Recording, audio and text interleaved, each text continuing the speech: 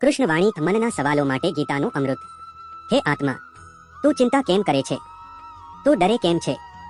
જ્યારે હું તારી સાથે છું ત્યારે તું એકલો કેવી રીતે થઈ શકે? જ્યારે મનમાં બહુ બધા સવાલ ઊભા થાય, જ્યારે જીવનનો રસ્તો સમજાતો ન હોય, ત્યારે એકવાર મારી ગીતા સાંભળજે. હું તને કહું છું, તું કર્મ કર, પરિણામ મને સોંપી દે. તારી ફરજ છે પ્રયાસ કરવો, પરિણામ આપવું મારી જવાબદારી છે. યાદ રાખ, જે થાય છે તે તારા ભલા માટે જ થાય છે.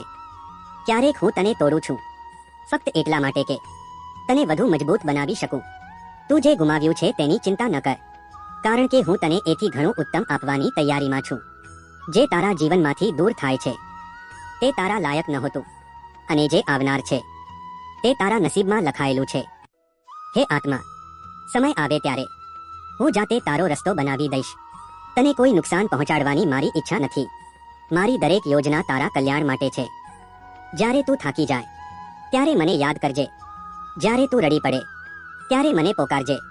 હું તને સાંભળું છું, હું તને જોઈ રહ્યો છું, હું તારા દરેક દુઃખ જાણું છું.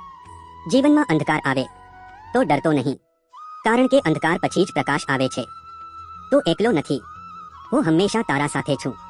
એટલે જ કહું છું, જ્યારે મનમાં બહુ જ સવાલ હોય ત્યારે ગીતા જરૂર સાંભળજે, કારણ કે ગીતા એ મારી વાણી છે, અને મારી વાણી ક્યારેય ખાલી નથી જતી.